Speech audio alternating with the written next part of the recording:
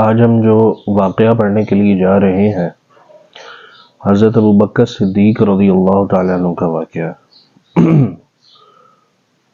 حضرت ابوبکر صدیق رضی اللہ تعالیٰ عنہ پر اللہ کا ڈر۔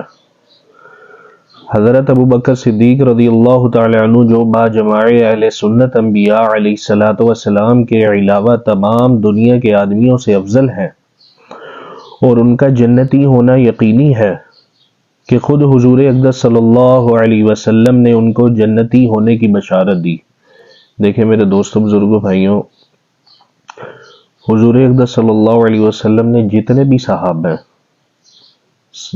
صحابہ اکرام ہیں، سب سے پہلا جو مقام ہے، سب سے صحابہ رضوان اللہ علیہم اجمعین میں سب سے پہلا جو مقام ہے اور اول درجہ جن کا، وہ حضرت ابوبکر صدیق رضی اللہ تعالی عنہ۔ آپ صلی اللہ علیہ وسلم جب بیمار تھے، آخری وقت جب بخار ہوا، بیمار ہوئے، تو بتاتا چلوں کہ آپ صلی اللہ علیہ وسلم سے جب نماز نہیں پڑھائی گئی تو حضور اکرم صلی اللہ علیہ وسلم نے فرمایا کہ آگے ہو کے نماز پڑھاؤ۔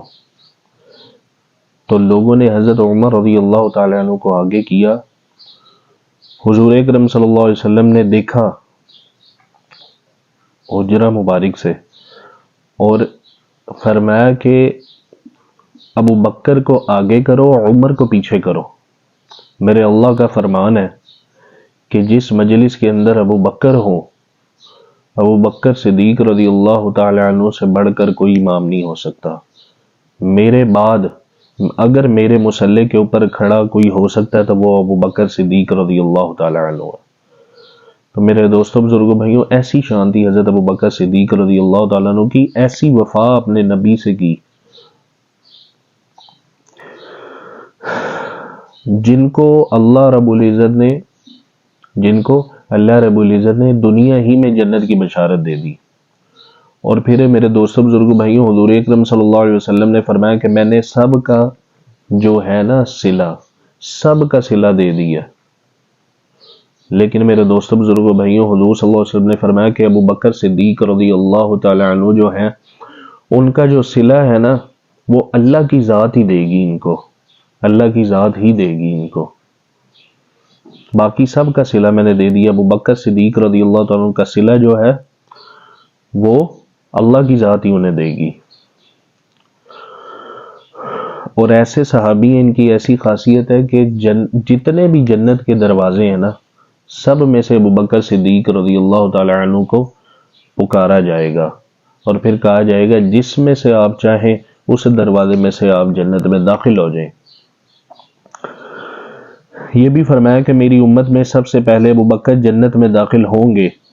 اس سب کے باوجود فرمایا کرتے تھے کہ کاش میں کوئی درخت ہوتا جو کاٹ دیا جاتا، کبھی فرماتے کاش میں کوئی گھاس ہوتا، جانور اس کو کھا لیتے، کبھی فرماتے کاش میں کسی مومن کے بدن کا بال ہوتا۔ ایک مرتبہ ایک باغ میں تشریف لے گئے اور ایک جانور کو بیٹھا ہوا دیکھ کر ٹھنڈا سانس بھرا اور فرمایا کہ تو کس قدر لطف میں ہے کہ کھاتا ہے، پیتا ہے، درختوں کے سائے میں پھرتا ہے اور آخرت میں تجھ پر کوئی حساب کتاب نہیں، کاش ابو بکر بھی تجھ جیسا ہوتا۔ ربیعہ اسلمی رضی اللہ تعالی عنہ کہتے ہیں کہ ایک مرتبہ کسی بات پر مجھ میں اور حضرت ابو بکر صدیق رضی اللہ تعالی عنہ میں کچھ بات بڑھ گئی اور انہوں نے مجھے کوئی سخت لفظ کہہ دیا جو مجھے ناگوار گزرا۔ فوراً ان کو خیال ہوا، مجھ سے فرمایا کہ تو بھی مجھے کہہ دے، اللہ اکبر کبیرہ، تاکہ بدلہ ہو جائے۔ میں نے کہنے سے، جوابی لفظ کہنے سے انکار کیا۔ وہ تو اٹھ کر چلے گئے۔ بنو اسلم کے کچھ لوگ آئے اور کہنے لگے کہ یہ بھی اچھی بات ہے کہ خود ہی تو زیادتی کی اور خود ہی الٹی حضور صلی اللہ علیہ وسلم سے شکایت کریں۔ میں نے کہا تم جانتے بھی ہو یہ کون ہے؟ یہ ابو بکر صدیق رضی اللہ تعالی عنہ ہے۔ اگر یہ خفا ہو گئے تو اللہ کا لاڈلا رسول صلی اللہ علیہ وسلم اس سے خفا ہو جائے گا اور اس کی خفگی سے اللہ تعالی شانو ناراض ہو جائیں گے، تو ربیعہ کی ہلاکت میں کیا تردد ہے؟ اس میں اس کے بعد میں حضور صلی اللہ علیہ وسلم کی خدمت میں حاضر ہوا اور قصہ عرض کیا۔ حضور اکرم صلی اللہ علیہ وسلم نے فرمایا کہ ٹھیک ہے، تجھے جواب میں اور بدلے میں کہنا نہیں چاہیے تھا، البتہ اس کے بدلے میں یوں کہہ کہ اے ابو بکر، اللہ تمہیں معاف فرما دے۔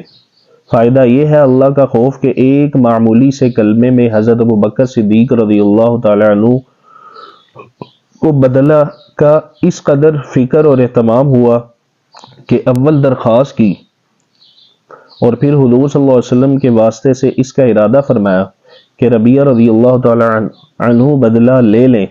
آج ہم سینکڑوں باتیں ایک دوسرے کو کہہ دیتے ہیں، اس کا خیال بھی نہیں ہوتا کہ اس کا آخرت میں بدلہ بھی لیا جائے گا یا حساب کتاب بھی ہوگا۔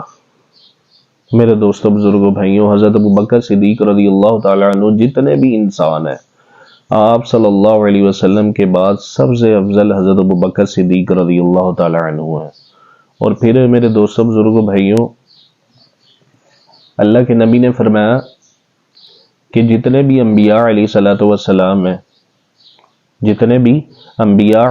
والسلام ہیں، جب تک میں جنت میں داخل نہ ہو جاؤں تب تک باقی سارے انبیاء پر جنت حرام ہے۔